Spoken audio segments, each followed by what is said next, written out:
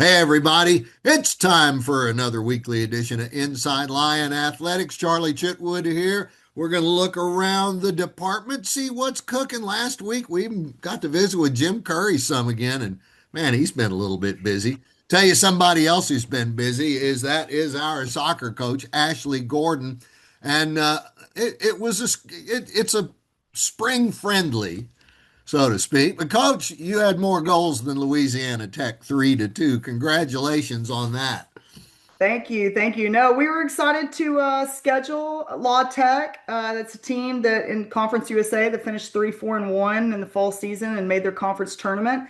So we were excited to get them on the schedule and agreed to a 2-year spring schedule. So they came to us this year, and then obviously next spring we're going to return to them. But for the first game of the season, we sure were happy about having the opportunity to kick somebody else other than ourselves and in practice. So it's one of those things. The spring can be long, right? You return in January.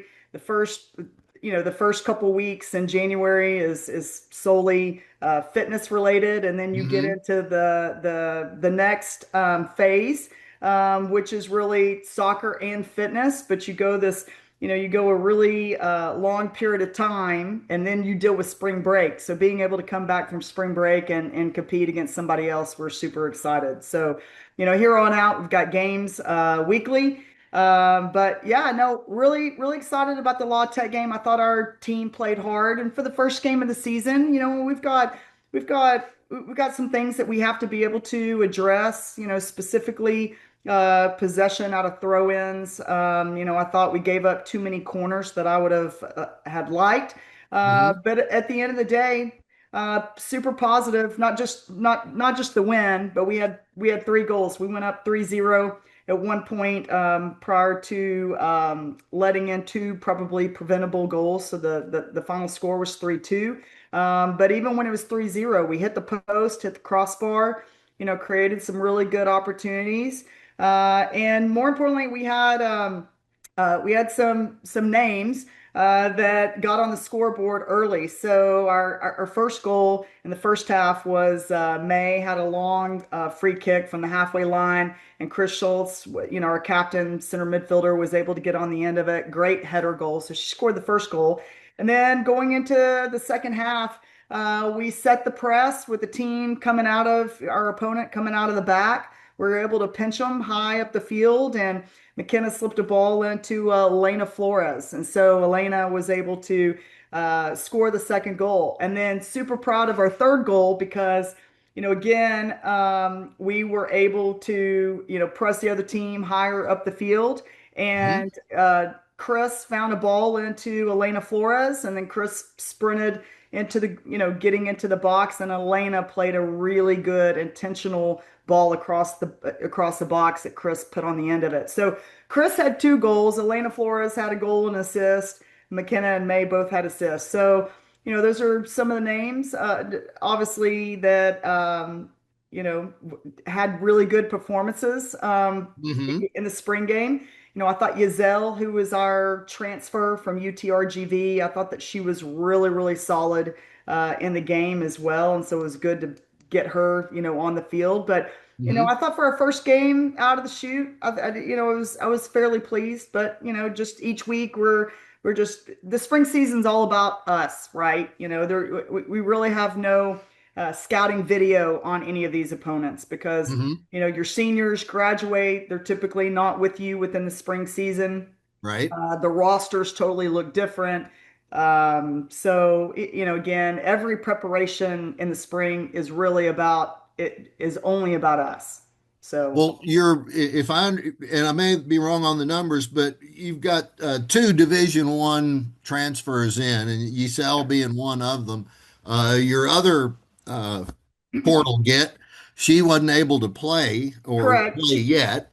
Um, Correct. She was sidelined, just took an injury right before spring break. Coming back from that, I think that we're getting closer. So I'm obviously hopeful that she's going to be able to take the field this spring. I think minutes, any sort of minutes that you're able to get in the spring is super valuable, and especially when you're dealing with transfers that you're trying Hmm. to, find the team chemistry with those new players. And so, she's a center back as well. So it's going to be important to be able to get her back so we can get Hmm. her in the back line and get some training sessions this spring, and make sure that she's comfortable and confident. So yeah, we're excited about our mid-year transfers. Coach, how many players are you short in the spring? I mean, I understand it's a kind of a natural rhythm with the seniors heading out. Right. We've got a roster of 18. We had some of those numbers were injuries from the fall, Hmm. with surgeries, and so we're looking to be able to, have those players get on the mend and get back. Hmm. But really, your spring roster is pretty short. So in regards to, the team itself, looking at about 16 players, which at the end of the day, Charlie, really, having a short roster really provides opportunities for, I mean, everybody on the roster, right? And Sure. you really, I think, can make headway in the spring when you do have a shorter roster, because players, step on the field. Maybe they had limited minutes in the fall, or maybe they had limited minutes because of injuries, and so. With these players coming back in the fold, I think are really important. So, and of course, we've got a super versatile team anyway. So, I mentioned Elena Flores. I mean, literally, Elena played in three different positions in Saturday's game, but, she was effective. So, it just, gives us really, again, opportunity to play a lot of minutes. Hmm. I've been pretty pleased with the team's overall fitness. We really have. We've changed some things in regards to the spring and how we wanted to address just spring fitness overall, and we're really seeing, the effects of that. And so I thought even going into our first game overall with limited substitutions, I thought our overall fitness was pretty good. Was pretty good. Outstanding. How many more bodies will you have for the fall when you gather the Oh team gosh. up in what, Yeah, June, July? so okay, well, from a recruiting standpoint, we've already signed four. We have two other with verbal commitments. So we're looking at potentially six freshmen coming in. Okay. We also have a transfer from Louisiana Lafayette that's Hmm. coming in, that's going to be coming to grad school here, and so she's got a fifth year of eligibility, and Hmm. so we're excited about that. We have we've got players on the portal right now that we're communicating with, and that we have um, uh, visits that are already set up and offers that are out. And then Hmm. the portal for women's soccer for Division 1 opens up again May 1st. So there's going to be another wave of recruiting between May 1st to May 15th. So it's a lot going on. And Charlie, like anything, we have of course, we're recruiting at all ages. So Right. right now we're heavily recruiting in the 2027 class. And these are juniors. And so we've Right. already got four verbal commitments, that are from the North Texas area. Hmm. And A well, I say noted that soccer North Texas. hotbed. Sorry, I misspoke. We have three 2027s from the North Texas area, and then we have one Houston player as well. And so we're super excited about all the 27s that have been coming to campus. And so again, we're juggling a lot of recruiting. It's incoming freshmen, it's players on the portal, and it's juniors in high school right now. So it's a lot going on. Spring is heavy in recruiting. It never stops. We got to get through the end of June. Hey, you got new help on the staff too, didn't I see Yeah. you got a new assistant? I sure did. I sure did. So we were able to hire Andrea Casella, and super excited about him. I've been, he's got a lot of experience, whether it's on the club side. He also was the assistant coach at University of Houston. Okay. And then he also he's worked with our under 17 and under 20 youth national teams in regards to all the pre and post game and training analytics. So Hmm. he's great in regards to any sort of scouting and analytics. So he's got a lot of experience to be able to bring to the table. Has jumped right in, and he's been fantastic. And even when he was on the club side, I was recruiting his players. So we've got a relationship already prior to joining the staff, and so excited to have him here. And like anything, it's a different voice, different perspective that I think is healthy for all of our players. Great stuff. Coach, what's next up? What's next up for your squad? Can folks Okay. come see them there at the pitch? Right. So we're gonna play Tyler Junior College coming up next week. The following week after that, we have UT Tyler, and then the last game of the season we have TWU. Okay. So we're excited about that, and then we potentially could have a makeup game against UTD. So we've got some opponents this spring that we haven't faced since Hmm. we've made this transition from D2 to D1.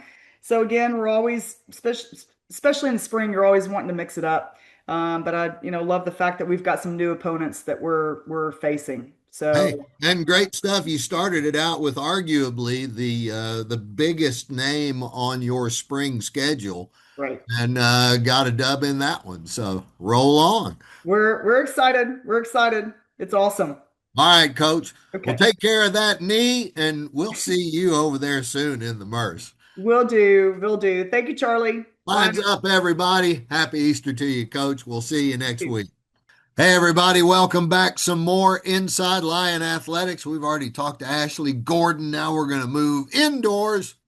Volleyball, Joe Morales, head coach of the Lion women's volleyball team. It's the only one we have, Joe. You'd stretch it out and take care of both of them if we had to, wouldn't you? Yeah, maybe.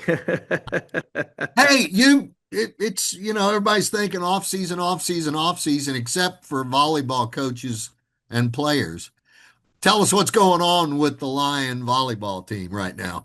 Yeah, we've been adapting. We brought in two players, Lily Davidson and Skylar Lambert, to join our team in January. We're still recruiting, of course. We're hitting the recruiting trail a lot. Actually, we're headed to Lone Star Classic this coming weekend, which is a big one. Used to be in Dallas, but due to the convention, they moved it to Houston. Um, But yeah, we've been hitting it hard. We're in the nitty-gritty right now where we are, in our season, our spring competition, if you will. Hmm. Um, so yeah, so we just came off this weekend, Friday. We played at Texas Women's, TWU, this past Friday, and it was a good showing, and it's what the kids needed. I mean, they've been playing each other for a while now. So this is a turning point where they get to see a little bit more competition on the other side, and they're excited about it. Spring matches, not always looking for the win, just looking for what we're doing right, how the lineups are looking. But we played them tough, and either way, we still got the W. If you want to call spring match 3-2, but I thought we played well. I thought people did. It was a lot of inside of, hey, I like what she's doing here in this position. Hey, we need to keep her at this position. It kind of gave us a little bit more insight of where we're at from our training, uh, Hmm. and giving us a little bit more data to work with for the next month or so. So your first out of the box spring game against Texas Women's U, that's a D2 power, Yeah, year in and year out right there. yeah. And you got the win. We did. Yeah, they're really good in the Lone Star Conference. And the Lone Star Conference, we've talked about it before. That's a tough D2 conference and a big one too, for that matter. Hmm. So they're TWU is usually up in there, so it was good to play against them. I think being in the Metroplex, it shows a little bit of their power strength a little bit, and so it was a good first outing for us there, and we came out victorious, and but also came out learning a lot of things as well. So. Coming up, Dallas Baptist and Tarleton are going to be there, not this weekend, but the next weekend. Right. And Yeah. you'll get a chance to see another couple of teams, a D2 barely, and Yeah. then Tarleton, they're, whatever they are. Well, hey, whatever, Ah, whatever conference they're in. they're just Texans. They wear purple. Yeah, but I guess We've got so many that's all friends the there. former Lone Star there, the former Lone Star That's there. right. Some Um, rivalries never die, do they? no, they don't. No, they don't. No, that's gonna be a good one too. I think DBU is coming off a tough year, but I think in the past they've always been good in retrospect to the Lone Star Conference. So that's going to be a good one to end up the day with. But we'll start the day with Tarleton, which will be good. We're definitely excited to get them. We haven't seen them since my first year, I believe it was, Hmm. where we played them in 23, I believe, or 24. One of those years. It eludes me, but where we got the last win on them. So I know it's a new coach, and they've been doing pretty well and respectively in their conference. I think it's changed since then, but Hmm. we're excited to get them. And again, play and also playing at home for the first time also in the spring. It's That's going to be really really special, and our kids are looking forward to it. It has to go a long way when you're talking about spring and you don't have to travel. So Yeah. that's going to be a fun day for us as well.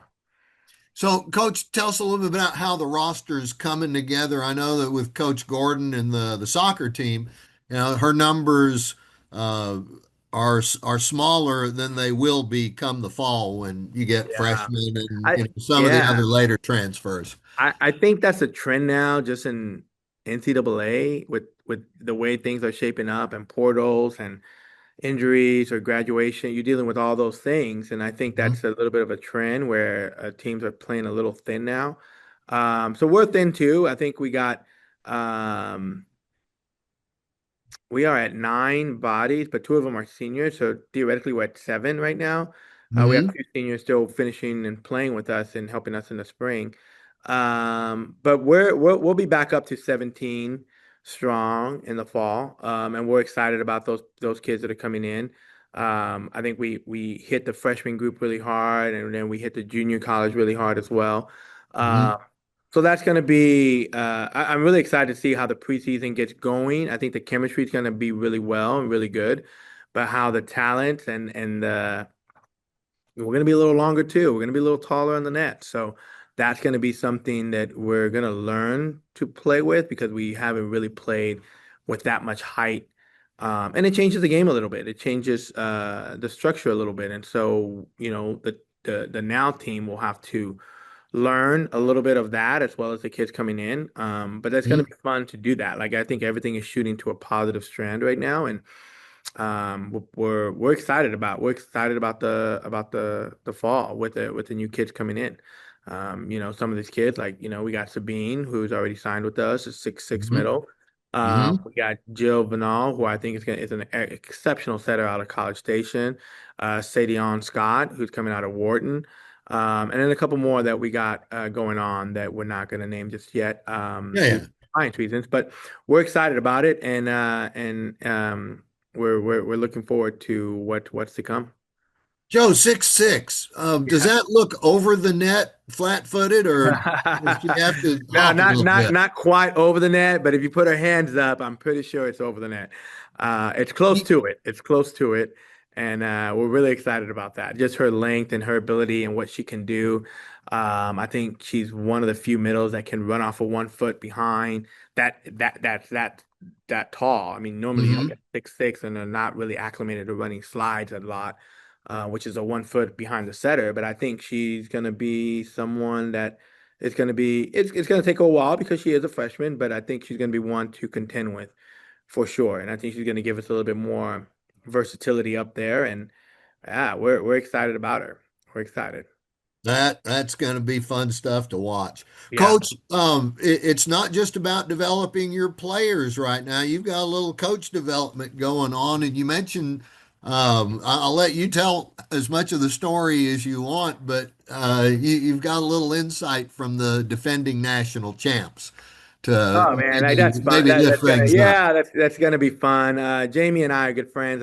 Jeff, the assistant, as well, and we get to go and watch the practice a little bit. I think a lot of D1s do this, and I think Jamie's going to be I mean, he's very hospitable. I think he's one of the pioneers, along with many others, but one of them for sure to grow our game and elevate it, not just for players, but for coaches as well. And I've known Jamie and his wife for a while, and Jeff, him and I worked at UTSA together, and we're headed down to Lone Star to recruit, and I gave him a call, and I'm like, hey, And he's like, come on over. Hope like, we'll come on, watch some practice. So we're gonna get to do that a little bit, and that's gonna be fun to see how that level practices. It helps me, but also more so it helps my younger coaches Hmm. get a little bit of that, and we get to chat with them a little bit and pick the brain. I think there are a lot of coaches in that level that do that really well. I think he's one of them. David Weir, Houston, and Jared Elliott of Texas. I think, and of course Jamie Morrison at A&M, and I think. But coming, like being able to be there, uh, watching a national champion team practice after they just won the national championship it's got to be fun. It's got to be exhilarating. So we're thrilled. We're very honored. We're very appreciative of their staff to be able to do that. And um, yeah, it's something that it's going to be fun, and I think my staff is going to love it. And yeah, I'm very excited, and get to touch base with Jamie a little bit more, and Jeff, and see them, and we're definitely thrilled about that. And whatever knowledge we can take from there to help our program or to Hmm. help volleyball in general, I think it's a good thing, and so we're definitely looking forward to that. Great stuff. Joe, I just want to touch on these things before we got to get out of here. Yeah, But so Saturday the 11th, it'll be Dallas Baptist and Tarleton, and all that'll kick off at 10 a.m. There's three matches right, between the three schools. A week later, you're back inside the field house, 10 o'clock against UTA, and then 1:30 against Louisiana Tech. correct. And then a week later, you're going to get them on the road over to Denton to face North Texas and our old pals at Midwestern State. That is correct. Yeah, yeah. And then that will conclude our season, our spring season, and whatnot. And yeah, we're looking forward to competing those three matches. We want Fieldhouse is free, so come on over, come and watch the team, see what we've been doing a little bit. Of course, we're a little thin, but come and give us a support. We love having everybody in the gym and watching volleyball. And so we invite everybody on campus, in the city, in the community. Come out and watch some volleyball on April 11th and April 18th. We'd love to have you guys. All right, folks. It's Joe Morales, head coach of the East Texas A&M volleyball team, and he's got busyness in front of him.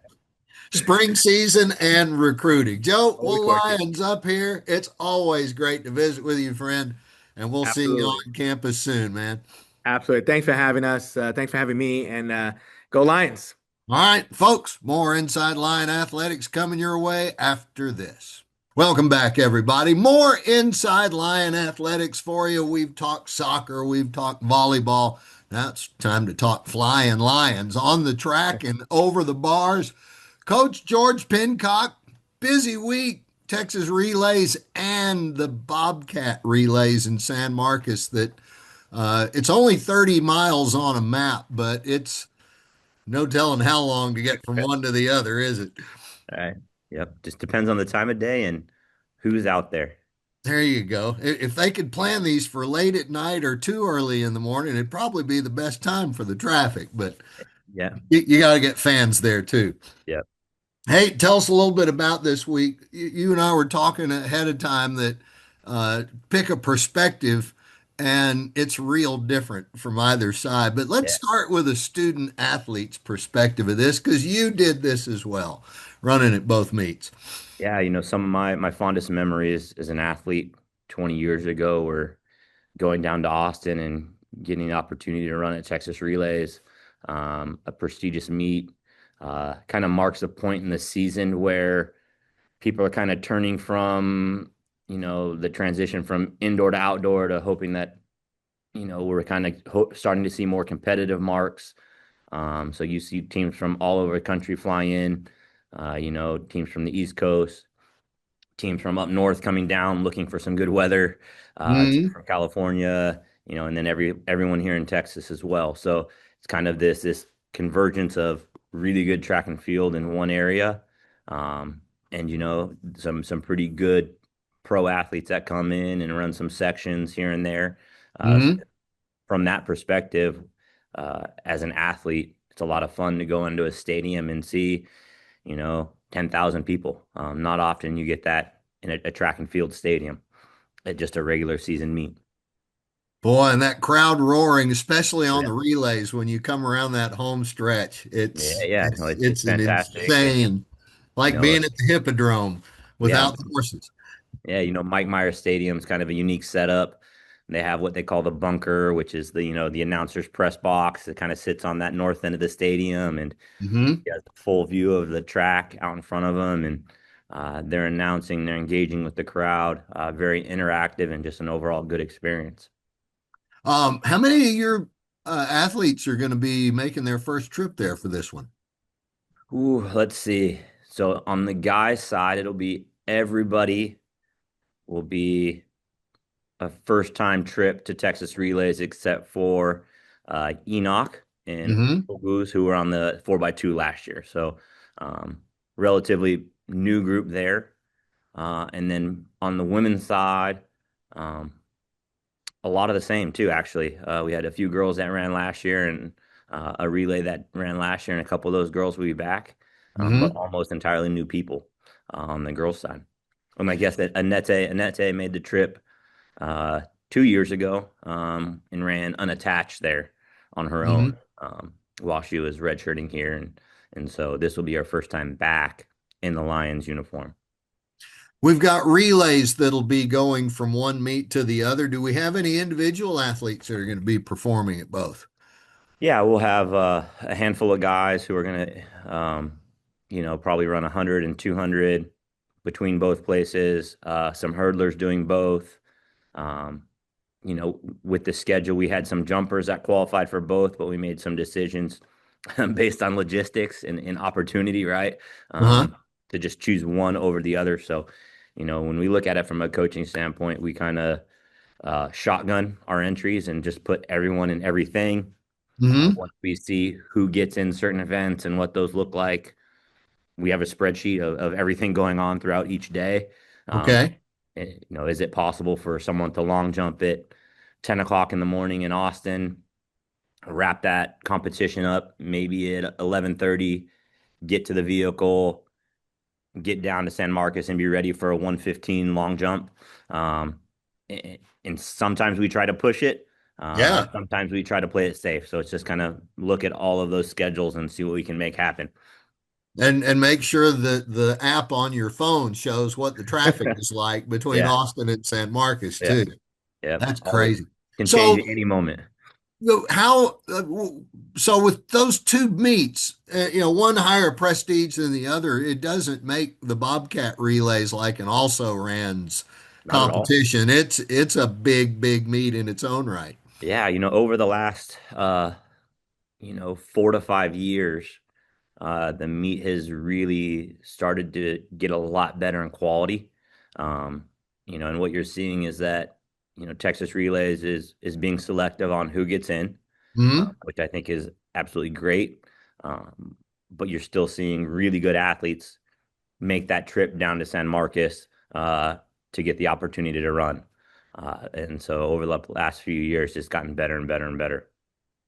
How different are the facilities down at the bones level? I'm not talking Yeah. about which one seats more, Yeah. but I mean, at the end of the day, a track is 400 meters.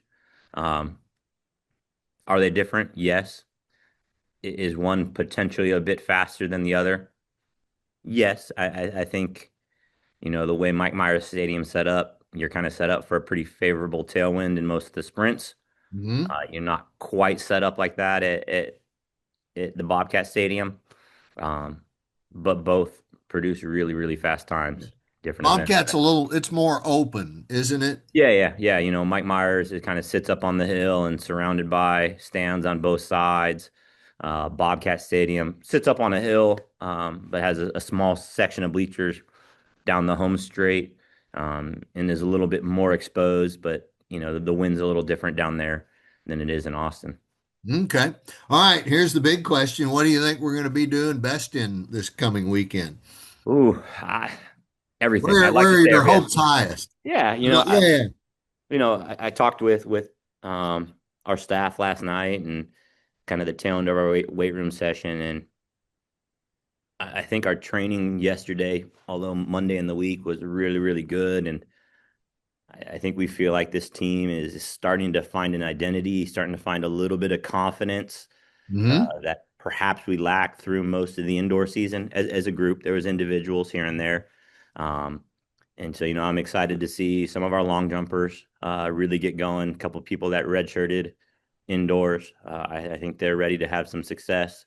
Um, Excited for our high jumpers. Janelle's going to open up her outdoor season. Um, and we're not even going to jump her at Texas Relays. We're just going to take her to Texas State and, a little bit less pressure situation and kind of let her ease her way into the season. Excited for our throws, for Romy to continue on her track, kind of try to do throws at both Texas State and at Texas Relays. Hmm. So from top to bottom, I'm really excited about the team we're taking. Um, Excited about the opportunities for success we have in each event group, and just hope that confidence that we kind of saw yesterday in training rolls over into the meet and continues to build each week. Coach, going back to Janelle and her jumping at Bobcat relays, they've got a video clip of her added into Jim Curry's newsletter Okay. that was put out. She floats. Man, I mean, she's not a flying lion, she's a floating lion. Yeah. And of course, they picked a really good video, but it looks like she could clear anything. Yeah, we were really, really happy with the indoor season that she had, and the progress she's made. But we really feel that there's tremendous upside uh, to to her to her. Really, I don't know if we've really put a cap on what we think she can do. Mhm. We just keep training her and getting her better at certain elements of the event, and uh, put her in situations where she tries. Your relays have been really good the last few years. Do you expect them to have strong performances this weekend? Yeah, I think it's early for us. We're still sorting through some personnel, trying to find the right people in the right spots. Hmm. And if you look at from the 4x1, uh, I don't proudly say, but we've never had a 4x1 that really performs well at Texas Relays. We've never performed poorly, uh, but it's early for a 4x1. I'm willing to take some gambles on personnel early. I'm willing to take some gambles on steps. Um, Hmm. I'd rather get it wrong now and get it right later. Uh, Sure. Last year though, I think we had a pretty special group of guys for the 4x2. Um, we saw that, just with the guys at training, that the 4x2 was probably the right relay race for us to enter and have some fun in, something that they don't get to do too often. Hmm. Um, and so I think we did something similar this year. This will be the second time ever that we've entered a sprint medley at Texas Relays. Hmm. So we'll go 200, 200, 400, 800. And we feel like we have some good guys that kind of line up with that relay. Um, and I'm quietly hoping that we can kind of make a run on the school record. I think we got the right guys for it. And Wow. it'll be fun. So I don't know. I Fun. didn't think we'd get a world lead last year, but you never know. Yeah, that doesn't have to be just fast times at Ridgemont High, does it? It can be fast times at Lion U. Hey, last thing before we run out of time, Coach, is there anybody on men's or women's team, either one, that this is like their first real big outdoor meet, and you're thinking they might have a good time? Yeah, we saw some new faces indoor. Amara Adina, our hurdler from indoor, Shane West, our Hmm. hurdler from indoor, both had great seasons.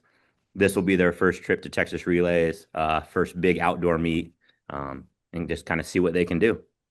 Excellent. Always fun, always exciting. There's nothing like race day, and I'm not talking about NASCAR. Georgie, safe travels to you down there. You and all the Lions making the trip, and we can't wait to see how it all works out. Thanks, Charlie. I appreciate it. George Pincock, head coach of Lion Track and Field. We're going to take a break. Coach, y'all travel safe, and we'll be back with more. I think we got Brittany Miller coming up, talk softball. Keep it on Inside Lion Athletics. Welcome back, everybody. More Inside Lion Athletics. We go with the outdoor sports on the very end still. Got Brittany Miller to join us now, Lion softball coach. It's just not going the way you expected it to, but there's time yet and time to battle on this weekend. Well, actually, it's going to be Thursday and Friday because it's Easter week, but you got to go down to Thibodaux and take on Nichols. How's that going to go?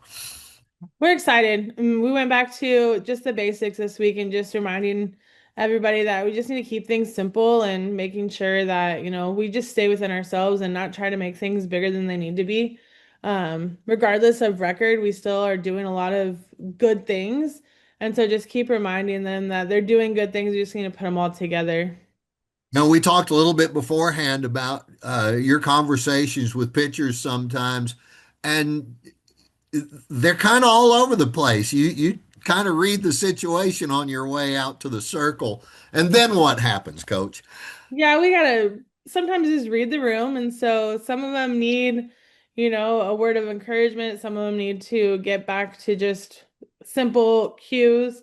Sometimes we just need a break from the umpires. But at the end of the day, I mean, each one of them is different, and I got to approach all of them different depending on the situation and what we need to get out of them. You saying that sometimes they just need a break. Sometimes the catcher just needs a break too. Yes. And Gracie or Miss Montemayor will run out to the circle and probably have a comment about the call on the last pitch. Yes, that tends to happen quite a bit. So, keeping it simple, what's the best way to do that as a Lion pitcher?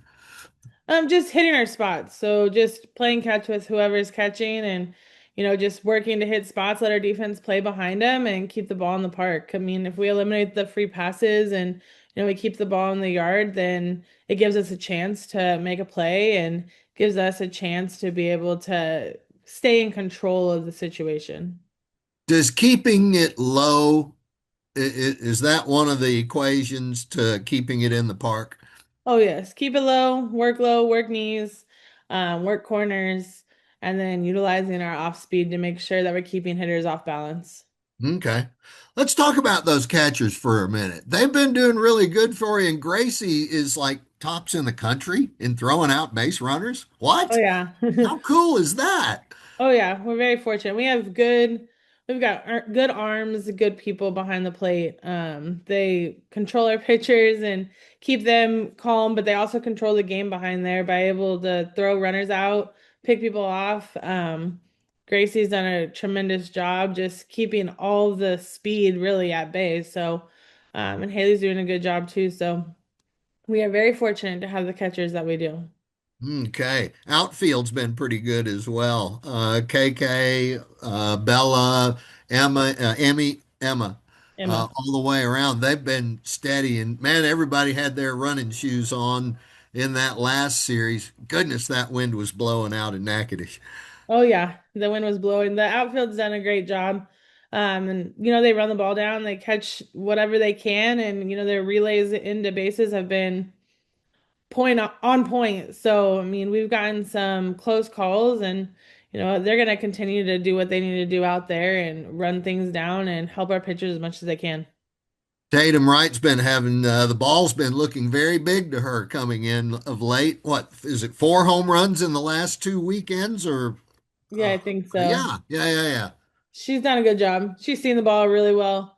Um, she's doing what Tatum does, see the ball, hit the ball. She's been keeping it simple. Aaliyah actually jumped on board with her last weekend, and hitting the ball well. So, hopefully just a domino effect. That would do great. All right, tell us a little about what you expect from Nichols. Their facilities are probably closer to ours in that they've got turf infield. We're not sure about the whole yard, but infield's probably the most important because that's where the ball hits first. Oh yes. I mean it's always a luxury when you go back into, something that you're familiar with as an infielder. So having the turf is gonna be good and I think it's gonna be good for us this weekend because we're supposed to get some weather. So hopefully that'll eliminate any delays or anything like that unless there's lightning. So surface is gonna be good. They swing the bat well, so expect them to come out swinging. They're playing well right now. Um, so at the end of the day, like if we come out, we keep things simple, do our job. We just gotta keep competing and keep fighting and see where it lays. Okay. And it's going to be a quick turnaround after this week. You get the rest of the weekend off when you get back home, but then it's on down to San Antonio a week later. You got SFA at home first. Yeah, we'll play SFA at home, then we'll go to UIW, and then we'll round out the rest of conference at home. So that'll be a nice change of pace for us. Yeah. Good to be back home every time. All Oh yeah. right, coach. Well, safe travels down to Thibodeau. Yes. Which place are we going that ends in a French word? Oh yes. Well, safe travels down there. Get a dub or two or three, and we'll see you when you get back, coach. Thank you. All right, that's Brittany Miller, head coach of your East Texas A&M Lions. The Nichols Colonels this week. SFA's coming over here to our place and next week, and that'll be part of the big fest. No, it's the HCU games in April when we're Yep. part of when everybody's doing everything in commerce. Oh Coach, yeah. thanks for your time. We'll see you down the road.